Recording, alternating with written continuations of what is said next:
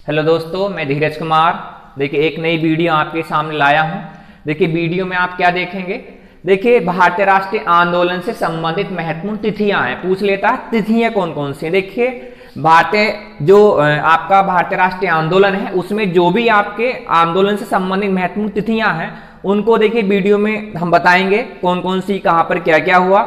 देखिए, सबसे पहला देखिए 28 दिसंबर 1885 ईस्वी को भारतीय राष्ट्रीय कांग्रेस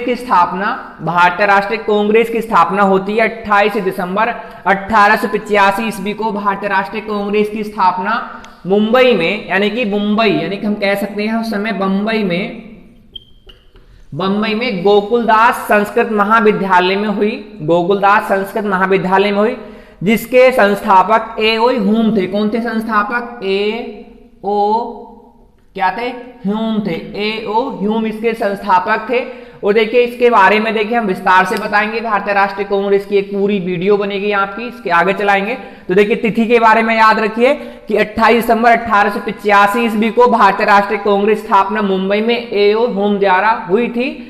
1885 ईस्वी में लॉर्ड डफरिन के शासनकाल में जो गवर्नर जनरल थे उस समय लॉर्ड डफरिन थे। आगे देखेंगे।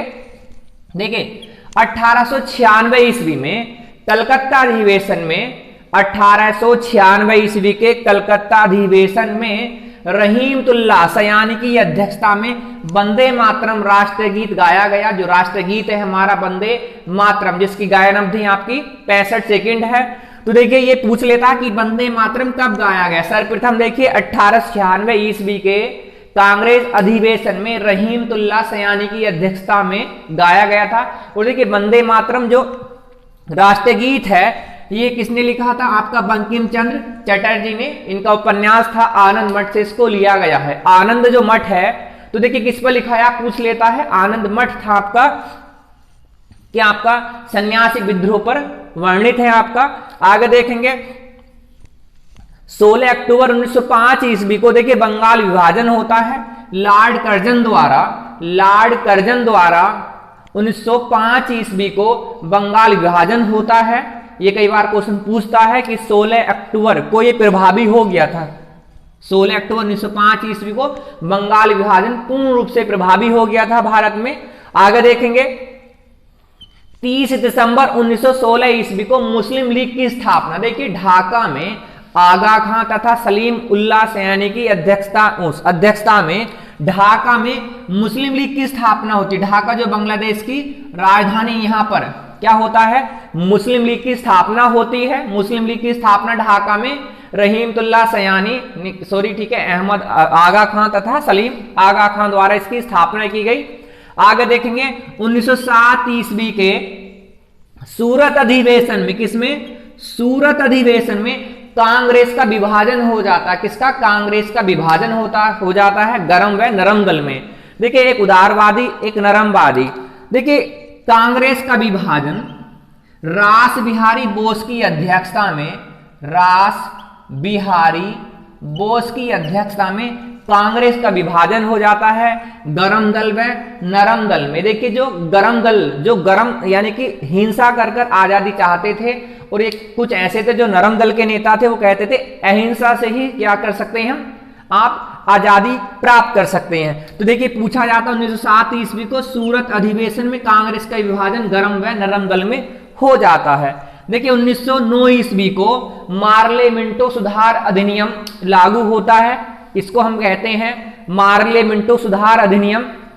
इसके द्वारा सर्वप्रथम मुसलमानों को पृथक निर्वाचन क्षेत्र दिया गया। देखिए, पृथक निर्वाचन क्षेत्र वो होता था जिसमें मुसलमान ही उम्मीदवार होगा और उस मुसलमान ही क्या डालेगा, अपने मत का प्रयोग करेगा। देखिए, कई बार आता है कि 1909 ईस्वी को मार्ले मिंटो सुधार अधिनियम पारित किया गया। आगे देखेंगे, दिसंबर 1911 को। देखिए, दिसंबर 1911 ईस्वी को दिल्ली दरबार का आयोजन किया गया, जिसमें जॉर्ज पंचम जो ब्रिटेन के राजा थे, जॉर्ज पंचम भारत आते हैं।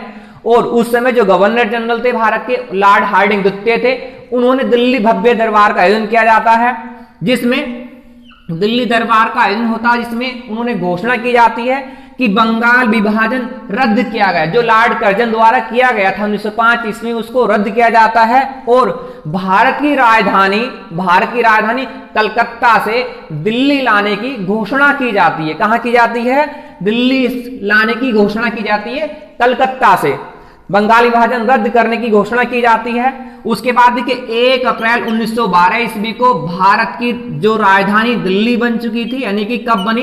घोषणा 1911 में हुई थी, बनी 1912 ईस्वी को भारत की राजधानी दिल्ली बन चुकी थी। आगे देखेंगे, देखिए 1913 ईस्वी को गदर पार्टी की स्थापना लाला हरदयाल तथा काशीराम की अध्यक्षता में, है ना, इनकी अध्यक्षता में गदर पार्टी की स्थापना अमेरिका के सैन फ्रांसिस्को शहर में की गई। कई बार सवाल पूछता है गदर पार्टी की स्थापना लाला हरदयाल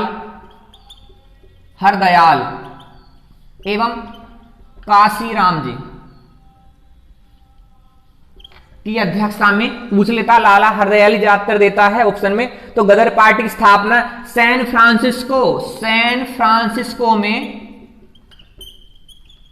फ्रांसिस्को जो अमेरिका का शहर है, अमेरिका के शहर में की गई। इसकी स्थापना, गदर पार्टी की स्थापना लाला हरदयाल की अध्यक्षता में सैन फ्रांसिस्को में की गई। तो ये पूछ लेता। अगला देखेंगे 4 अगस्त 1914 ईस्वी को प्रथम विश्व युद्ध की शुरुआत होती है। आगे देखेंगे, देखिए 1916 ईस्वी के अंबिका चरण मजूमदार की अध्यक्षता में लखनऊ समझौता होता है।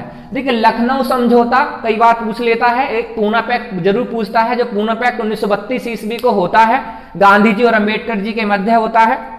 देखिए हम देखेंगे 1916 ईस्वी को लखनऊ समझौते में क्या होता, अंबिका चरण मजूमदार जो अध्यक्ष थे उस समय कांग्रेस के, उसमें देखिए जो दोनों गरम दल व नरम दल था उनका एकीकरण हो जाता है तथा कांग्रेस का मुस्लिम लीग से समझौता हो जाता है। यह कई बार क्वेश्चन पूछ लेता है कि 1916 ईस्वी को लखनऊ समझौता हुआ जिसमें मुस्लिम लीग तथा कांग्रेस के दोनों दलों का समझौता हो जाता है। इसके अध्यक्ष अंबिका चरण मजूमदार थे। अगला देखिए मार्च 1919 ईस्वी को रोलैक्ट एक्ट पारित हुआ, जिसे हम काला कानून भी कहा जाता था। काला कानून क्यों? क्योंकि इसमें देखिए आपका क्या था कि कोई भी व्यक्ति, किसी व्यक्ति को बिना संदेह के आधार पर, कोई भी संदेह है ये उससे गिरफ्तार किया जा सकता था तुरंत। उसको ना तो वकील बना सकता था, वो ना दलील कहा सकता था, कुछ नहीं, अपना बारे में कुछ नहीं बता सकता था, उसको तुरंत गिरफ्तारी, उसके बाद उसको तुरंत जेल में डाला जाता था। तो ये था रोलैक्ट एक्ट मार्च 1919 ईस्वी को पारित हुआ, जिसको हम क्या कहते हैं, काला कानून कहा जाता है। क्या? काला कानून कहा जाता है। ये कई बार आता है। आगे देखेंगे 13 अप्रैल 1919 ईस्वी को जलियांवाला बाग हत्याकांड होता है।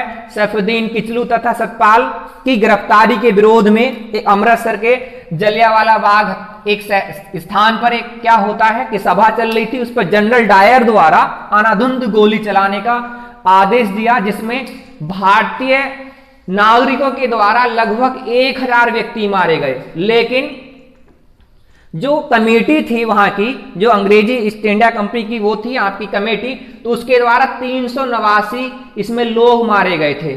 लेकिन ये गलत थी, जो जिसमें 1000 व्यक्ति मारे गए थे। 13 अप्रैल 1919 ईस्वी को जलियांवाला हत्याकांड होता है, जिसमें जनरल डायर गोली चलाने का आदेश देता है। उसके बाद देखेंगे कि देखिए 1 अगस्त 1920 ईस्वी को, बहुत पूछता है, 1 अगस्त 1920 ईस्वी को गांधी जी ने असहयोग आंदोलन की शुरुआत की गई। क्यों?